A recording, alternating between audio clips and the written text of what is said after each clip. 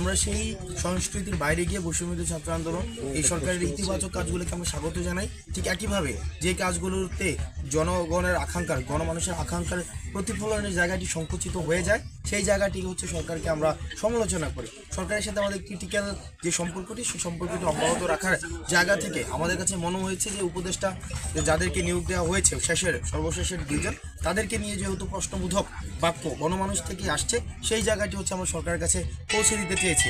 সরকার এবং আমরা যে সবসময় একই লাইনে থাকবো বিষয়টা এমন না। সরকার যেখানে ভুল করবে সেখানে তাদেরকে আমরা সংশোধন করব, যেখানে ভালো কাজ করবে সেখানে তাদেরকে আমরা অ্যাপ্রিসিয়েট করবো।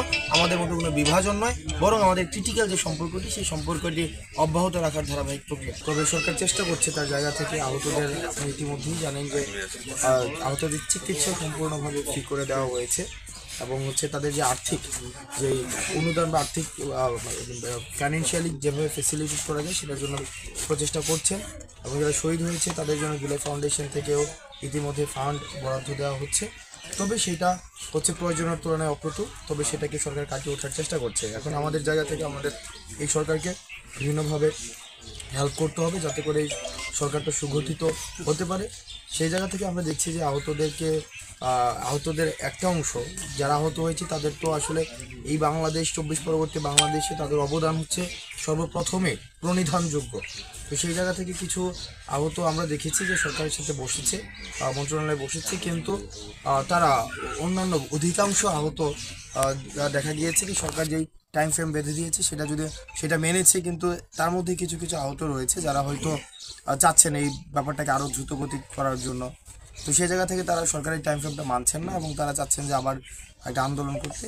আসলে এই আন্দোলনটা আমাদের জন্য আসলে লজ্জার তাদের জায়গা থেকে। তো আমরা সরকারের কাছে আহ্বান জানাবো যে যদিও তাদের মধ্যে বিভিন্ন পার্থক্য থেকে থাকে বা আওয়ামী লীগ, আমরা শুনেছি যে আওয়ামী লীগ বা ছাত্রলীগ, যুবলীগ বা যারা আহত হয়েছে জুলাই গণঅভ্যুত্থানে, তারাও হচ্ছে এখন জুলাই গণঅভ্যুত্থানের আহত হিসাবে নিজেকে অ্যানলিস্টেড করেছে এবং তারা এক ধরনের একটা সমস্যার সৃষ্টি করার চেষ্টা করছে। তো আমরা সরকারের কাছে আহ্বান জানাবো এমন যদি হয়ে থাকে তাহলে সেটিকে খতিয়ে দেখে আহতদের যেই যথাযথ ব্যবস্থা সেটা যেন দ্রুত নেয়, যাতে করে আহতরা রাস্তায় নেমে না আসতে হয়। জুলাই গণঅভ্যুত্থানটি শুধুমাত্র একটি ভোটের অধিকারের জন্য হয়নি। আমরা 16টা বছর বিশেষ করে আমরা দেখেছি সবচেয়ে রাজনৈতিক যে স্টেক হোল্ডার্স, বিএনপি সবচেয়ে বেশি নির্যাতন নিপীড়নের শিকার হয়েছে এবং বিদ্যমান যেই রাজনৈতিক ব্যবস্থা, বিদ্যমান যে সংবিধান, নির্বাচন কাঠামো, বিচার ব্যবস্থা, সেগুলোর প্রতি কিন্তু বিএনপিকে আমরা সবসময় দেখেছি অনাস্থা প্রকাশ করতে।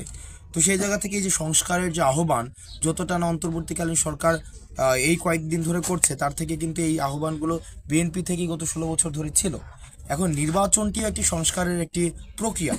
যখন এই সংস্কারটি হবে একটি গ্রহণযোগ্য, একটি সবার গ্রহণযোগ্য একটি নির্বাচন কমিশন গঠিত হবে, যেই নির্বাচনের মধ্য দিয়ে গণমানুষের আকাঙ্ক্ষার প্রতিফলন ঘটবে।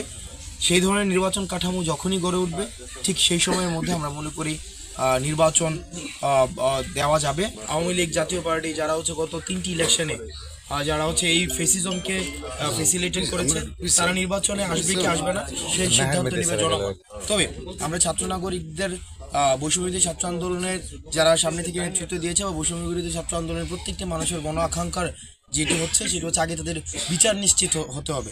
তারা যে এই গত 16 বছর ধরে যে গুম খুন হত্যার রাজত্ব কায়েম করেছে সেটির বিচার নিশ্চিত করতে হবে। যেমন আমি গতকাল এসে শুনেছি যে আমার একজন পরিচিত, আমি জানতাম না, ওনাকেও দীর্ঘ 1 বছর সেখানে গুম করে রাখা হয়েছে। তো এই গুম খুনের হত্যার বিচার যতদিন হবে, এগুলোর বিচারের পরে তাদের আগে বিচার নিশ্চিত হবে। তবে বিচারের আগে তাদের নির্বাচনকে আমরা কখনোই আমরা স্বাগত জানাবো না এবং সেটাকে আমরা প্রয়োজনে সেটাকে আমরা গণতান্ত্রিকভাবেই প্রতিরোধ করব।